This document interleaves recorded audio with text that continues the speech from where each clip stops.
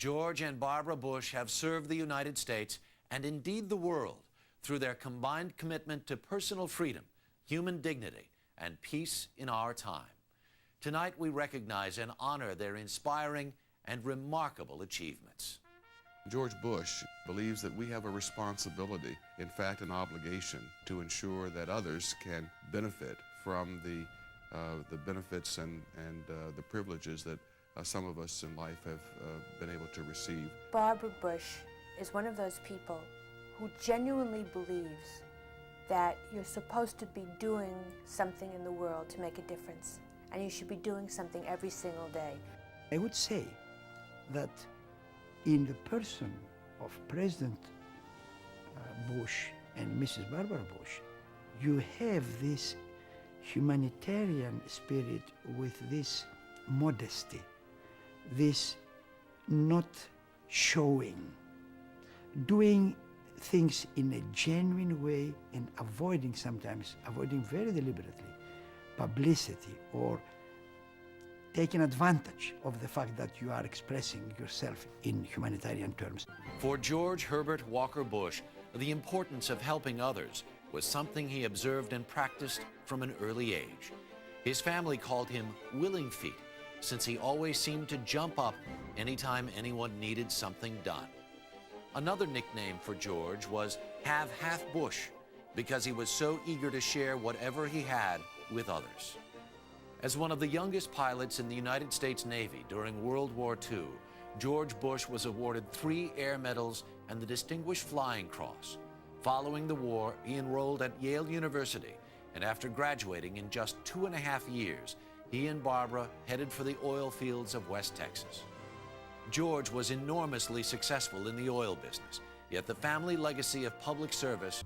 Minority soldiers for the most part, and it didn't seem fair that they would be prohibited because of their color from being have a shot at buying a home wherever they wanted to buy it. I mean, it seemed quite clear to me. In my relationship with the president throughout the years, he has taken initiative in caring about people and their freedom. He didn't tell somebody else to do it. He himself was involved. He himself took responsibility. George Bush went on to a distinguished career serving the nation, a career that took him to the United Nations, China, the CIA, and the vice presidency. In 1989, George Bush became the 41st President of the United States. During his presidency, America witnessed the conclusion of the last war and a firm and decisive great confrontation of the 20th century, the Cold War, the collapse of the Berlin Wall, freedom for Eastern Europe, a decisive stance against aggression in the Persian Gulf. Our objectives are clear. Saddam Hussein's forces will leave Kuwait, and Kuwait will once again be free. We ask you to accept our warmest reassurance of our continued commitment to the full support of your historic efforts to have freedom and justice ultimately prevail and form the foundation for the new world order for which you so arduously labor. Aggression is defeated, the war is over. There's no question in my mind that the world was a better place. Certainly he was part of that effort to free the world from the communist totalitarian threat. That in itself brought freedom to millions of people, and the effort to bring this world together to fight hatred, bigotry, prejudice, and of course occupation in Kuwait was very, very significant. On the home front, George Bush pushed for and won a tough revision of the Clean Air Act and a far-reaching Americans with Disabilities Act.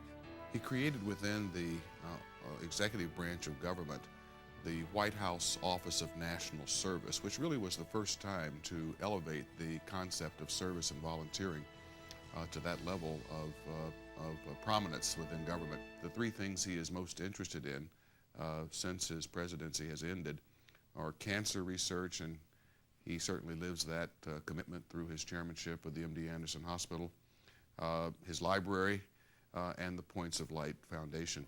And he has remained the honorary chairman of the board of the Points of Light and has been deeply committed to helping pursue our mission. Humanitarian is a disposition of the soul, someone who is displaying constantly this interest, this care, this tenderness, this focusing on the other people and their needs. President Bush has been a humanitarian. Barbara Bush is no stranger to dedicating her considerable skills and talents to helping others.